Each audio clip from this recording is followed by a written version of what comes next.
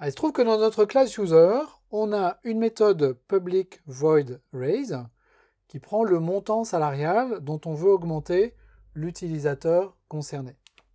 Et puis en fait, pour les besoins de notre application, on a besoin d'une deuxième méthode qui s'appelle aussi raise.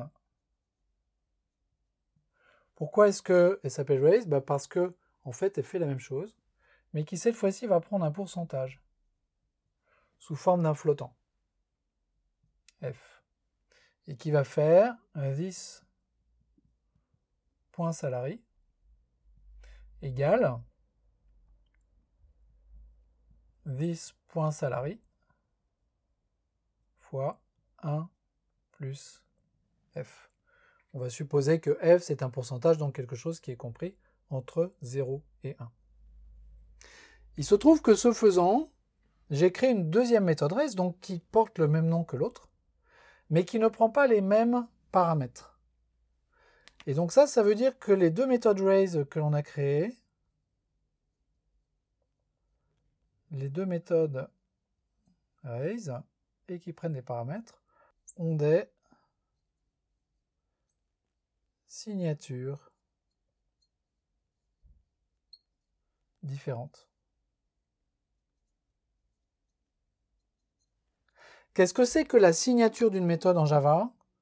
C'est le nom de la méthode plus le bloc de paramètres. Ça, c'est la signature d'une méthode.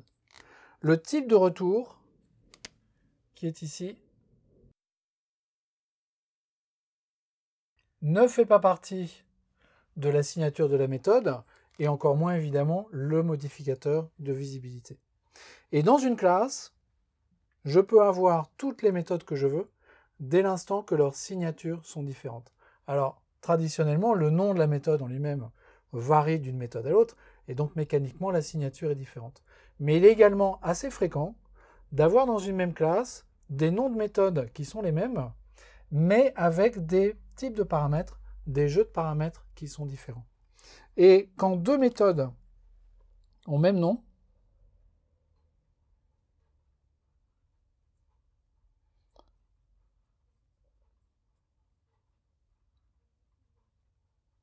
on dit que ce sont des méthodes qui se surchargent, mais alors ce n'est pas la même surcharge que dans le cas de l'héritage. La surcharge dans le cas de l'héritage, on appelle ça l'override, et la surcharge dans ce cas-là, on appelle ça l'overload.